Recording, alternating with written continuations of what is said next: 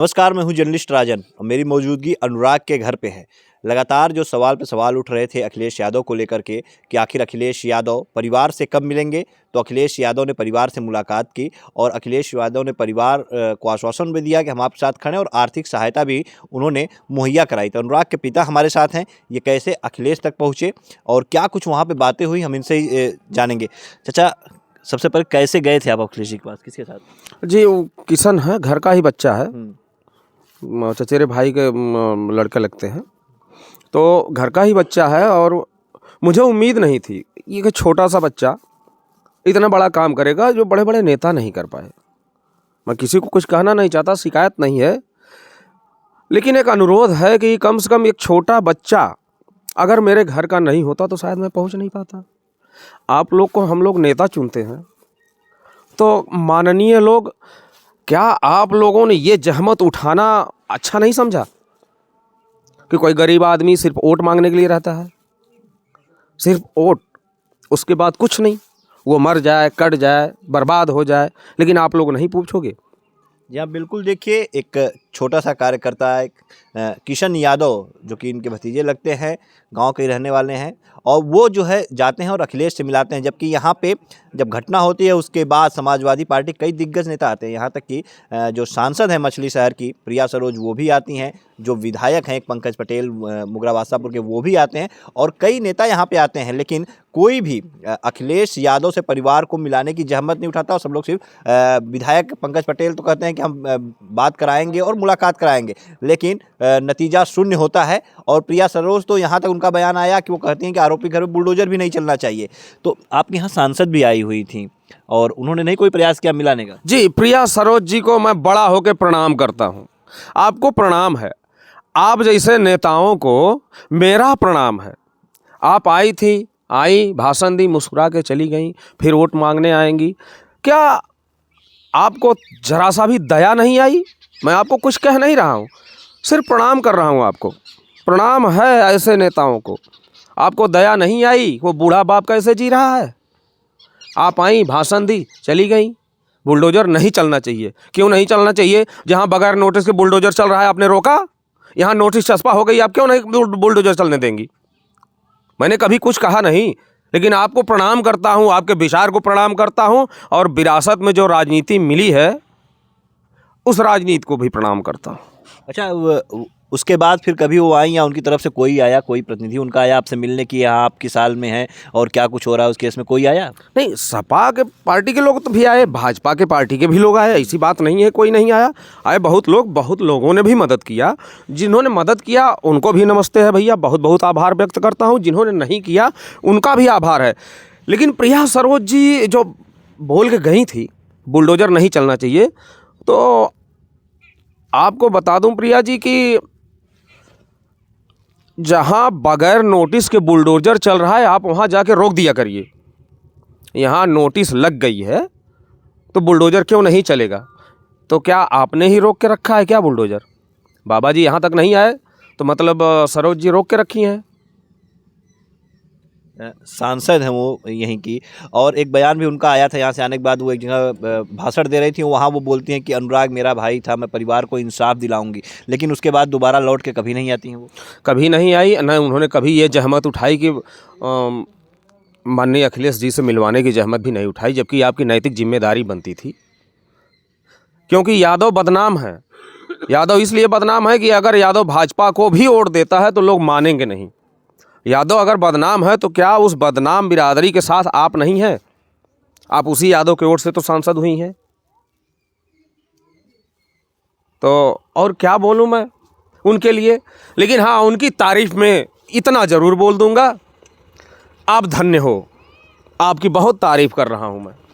आप देखिए, निश्चित तौर पे कहीं ना कहीं सांसद के प्रति नाराज़गी मन में है, जो प्रिया सरोज यहाँ की सांसद हैं, और एक उम्मीद थी उनसे कि वो पढ़ी लिखी हैं, अधिवक्ता हैं, और जिस तरह से वो यहाँ आती हैं, परिवार से मिलती हैं, उसके बाद फिर वो जाती हैं और एक बयान भी देती हैं, भाषण देती हैं। वहाँ कहती हैं कि अनुराग मेरा छोटा भाई था, मैं उसकी बहन हूँ और परिवार को इंसाफ दिलाऊंगी। लेकिन उसके बाद फिर वो नहीं आती और न ही परिवार को अखिलेश यादव से, पार्टी के मुखिया से मिलाने की जहमत वो कोई उठाती हैं। ऐसे में किशन यादव परिवार को अखिलेश से मिलाते हैं। अखिलेश जी से आप कौन कौन लोग गए थे मिलने? मैं गया था, दोनों बेटियां गई थी। और बैठाए, अलग कमरे में मुलाकात किए, आश्वासन दिए, आर्थिक मदद भी किए, और आर्थिक मदद से बढ़ के उन्होंने कानूनी तौर पे मदद करने के लिए हमसे वादा किया है। और ये भी नहीं, हमने वहीं देखा कि उनके पास टाइम नहीं था। हमने पहले भी कहा था कि उनके पास पूरा देश प्रदेश की जिम्मेदारी है, तो उनके पास टाइम नहीं था, फिर भी उन्होंने अलग कमरे में 5 मिनट हमको सुना और हमको बोले कि चाय पी के तब जाइएगा। अच्छा, अखिलेश जी ने कहा। जी, तो कोई राष्ट्रीय लेवल का नेता इस तरह से अगर सम्मान कर रहा है तो ये उनका बड़प्पन है भैया, नमन है आपको।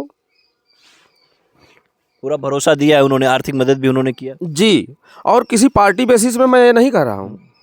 मैं कितने दिन से चिल्ला रहा था, क्या किसी भी पार्टी के नेता, मैं कितना दिन से चिल्ला रहा हूँ, सब अपने ही बच्चे हैं, हमारे गांव के हैं, सब नेता बन रहे हैं, अच्छी बात है, ज़मीन से उभर के नेता बनो।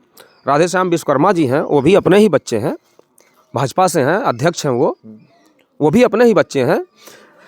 लेकिन बहुत दिनों से सब लोग वादा कर रहे थे। मैं यही कहता हूँ भैया, किसी गरीब से वादा करो तो निभाओ, नहीं तो झूठे सपने किसी को मत दिखाओ। और क्या कुछ कहा अखिलेश यादव ने बेटियों को लेकर के, बेटियों के फ्यूचर को लेकर के, और क्या कुछ आश्वासन दिया उन्होंने? उन्होंने कहा कि ये पढ़ना चाहती हैं तो पढ़ाई लिखाई का सारा खर्चा, जिस तरह से माननीय धनंजय सिंह जी ने कहा था और वो परिवार के साथ जुड़े हुए हैं, उसी तरह से उन्होंने भी कहा कि पढ़ाई का खर्चा, खेलना चाहती हैं खेलने का खर्चा, सारा चीज़ मैं वहन करूँगा। और मेरी सरकार नहीं है, नहीं तो मैं तत्काल प्रभाव से नौकरी दिलवा देता, आ जाएगी सरकार तो नौकरी दे दूँगा। तो वो तो ऊपर वाला जाने भाई, कब क्या होगा, कल मैं ही न रहूँ, आप ही न रहो, वो अलग चीज़ है, ईश्वर की मर्जी। लेकिन उन्होंने इतना कहा, और मुझे सबसे ज़्यादा ताज्जुब ये हुआ कि जो काम एक छोटा सा बच्चा किया, क्या आप माननीय लोग नहीं कर सकते हो? तो कैसे देखते हैं आप इसे, क्योंकि एक छोटा सा कार्यकर्ता वहाँ पे जाता है और अखिलेश जी से समय ले लेता है, उनको घटना से अवगत करा करके मिला देता है, लेकिन बड़े बड़े जो जनप्रतिनिधि यहाँ के जो नेता हैं, विधायक, सांसद, ये लोग इसमें पहल नहीं करते हैं। तो कैसे देखते हैं अखिलेश यादव के इस उनको कि हाँ, एक छोटा सा कार्यकर्ता की भी बात को सुन लेते हैं? जाहिर तौर पर अगर ये लोग मैसेज वहाँ तक पहुँचाए होते तो पहले वो आपसे मिल चुके होते। जी बिल्कुल बिल्कुल, ज़मीनी नेताओं की ज़रूरत है और वो सुनते हैं, ये मैंने देखा अपनी आँखों से, मैंने अपनी आंखों से देखा वो सुनते हैं। नहीं तो ये बच्चा किस पद पे है? अपनी गोद में खिलाया मैंने इसको, तो ये किस पद पे है? किसी पद पे नहीं है ना। लेकिन इसने इतना प्रयास किया, तो बड़े नेताओं की भी ये जिम्मेदारी बनती है, नैतिक जिम्मेदारी बनती है बड़े नेताओं की, कि वो भी इस तरह का कार्य करें कि कोई गरीब मारा न जाए। और जो अगर किसी ने मार दिया, जैसे सरोज जी ने कहा कि संविधान में लिखा नहीं है, तो क्या संविधान में लिखा था कि अनुराग यादव की गर्दन काट दो? बिल्कुल, वो संविधान में लिखा हुआ था कि अनुराग यादव की गर्दन काटो, तो वो संविधान में नहीं लिखा था ना। तो वो भी तो संविधान में नहीं लिखा, तो क्यों नहीं गिरना चाहिए? जब उसने गर्दन काट दिया, गला काट दिया किसी बच्चे का, किसी का चिराग बुझा दिया, मेरा खानदान खत्म कर दिया, तो किसी का घर गिराने में प्रिया सरोज जी को परेशानी क्या है? या प्रिया सरोज जी नेता बनती है ना आप, इसीलिए मैं आपको प्रणाम करता हूं। तो मतलब ये माना जाए कि यहाँ का जो सपा का जिला संगठन है, कहीं ना कहीं आपकी घटना से पूरी तरह से अखिलेश जी को अवगत नहीं कराया था। अगर कराया होता तो पहले वो मिल लिए होते निश्चित। नहीं देखिए भैया, आए सब लोग, सहानुभूत सबने दिया, मदद भी कुछ लोगों ने किया। मैं उस कंडीशन में नहीं था कि किसने क्या किया, कितना दिया या क्या कैसे किया, सब लोगों ने मदद किया, मैं सबका आभारी हूँ। लेकिन हाँ, ये जहमत किसी ने नहीं उठाया कि वहाँ तक पहुँचाओ इसको, ये जहमत किसी ने नहीं उठाया। जो काम मेरे छोटे से बच्चे ने किया है, और इसी तरह के ज़मीनी नेताओं की ज़रूरत है कि जो हकीकत से जुड़े रहे। जिस तरह से माननीय मुलायम सिंह जी जुड़े थे ज़मीन से, इसी तरह से ज़मीनी नेताओं की ज़रूरत है आज। तो और कौन कौन गया था? जैसे दोनों बेटियां थी आपकी, किशन थे, और भी कोई साथ में था? हाँ, संतोष यादव जी प्रधान थे। कहाँ के प्रधान? मुस्तफ़ाबाद। अच्छा, हाँ, मुस्तफ़ाबाद, और वो गांव का नाम कौन सी बाज़ार है भैया? लखौआ के पास के। उन्होंने भी बहुत मदद की, वो बेचारे भी साथ में लगे हुए हैं, और सारा खर्चा उन्होंने ही वहन किया, यहाँ से वहाँ तक आने का, जाने का, खाने खिलाने का सारा खर्चा। फिर रात को हमारे घर पे हमको छोड़ के तब गए, उनको भी आशीर्वाद है। तो कुछ चर्चा आपने की अखिलेश जी से? लालता का ये जो मकान जो उसने कब्जा करके बनाया हुआ है बंजर की ज़मीन पे, इसको लेकर के कोई चर्चा आपने की कि अभी तक उस पर कोई कार्रवाई नहीं हो रही है? नहीं, उन्होंने कहा कानूनी प्रक्रिया से कार्रवाई होगी, और इतना टाइम उनके पास नहीं था। हम तो अपना दुख व्यक्त करने में ही परेशान थे। तो ये सब सारी चर्चाएं बहुत डिटेल में नहीं कर पाए। और मैंने आपसे पहले भी कहा था कि जैसे बात चली अखिलेश जी की, तो हमने कहा, आप लोगों ने पूछा था तो हमने कहा था कि भैया हम तो अपना घर लेके परेशान हैं, तो उनको तो पूरा देश प्रदेश देखना है। और बाबा जी नहीं मिले तो उनके पास भी बहुत सारी जिम्मेदारियां हैं, बहुत सारी चीज़ें हैं। तो जब टाइम मिलेगी, जैसे इन्होंने बुलवाया, बाबा जी भी बुलवा सकते हैं।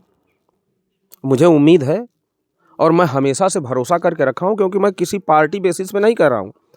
मैं एक भारत का नागरिक होने के नाते रिक्वेस्ट करता हूँ कि कम से कम अगर आप लोगों के रहते कोई गरीब अगर जिंदा रह जाए तो बेहतर है, नहीं तो मैं भी तो मर ही जाऊंगा। यहाँ कोई जीने तो आया नहीं है, सबको मरना है एक दिन। मैं भी मर जाऊंगा, लेकिन मरने का अलग अलग तरीका होता है। जिस तरह से मेरा बेटा काट दिया गया, वो मर गया, मैं तड़प के मर जाऊंगा। लेकिन अगर आप लोगों को आज सहयोग मिला तो जो भी बची खुची उम्र है, जो सांस है, तो आप लोगों का गुणगान करने में बिता देंगे।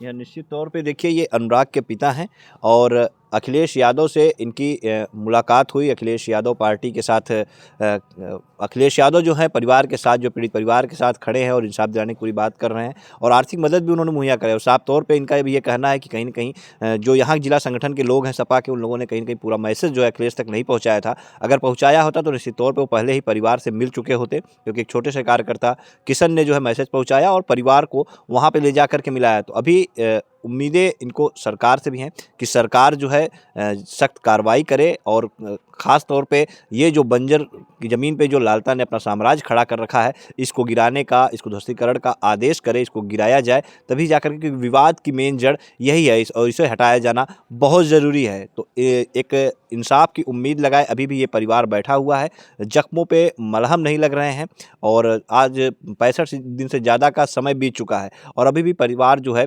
उसी निगाहें लगाए हुए बैठा हुआ है कि कब जो है कोई आदेश तहसीलदार कोर्ट से आएगा और इस मकान को ध्वस्तीकरण किया जाएगा, इसे गिराया जाएगा। लेकिन इन सबके बीच इनकी एक नाराज़गी यहाँ की जो मछली शहर की सांसद हैं प्रिया सरोज, उनको भी लेकर के, जिस तरह से वो यहाँ पे आई थी, एक बार आई और उन्होंने कहा कि संविधान में बुलडोजर की बात नहीं है। साफ तौर पर इन्होंने ये भी कहा कि संविधान में क्या गला काटने की बात थी। तो कई सवाल इन्होंने प्रिया सरोज के ऊपर भी खड़े किए हैं। उनको इस तरह से नहीं कहना चाहिए था। उसके बाद वो लौट के जाती हैं, लेकिन दोबारा फिर कभी यहाँ पे नहीं आती हैं। फिलहाल अभी भी परिवार जो है इंसाफ की टकटकी लगाए बैठा हुआ है।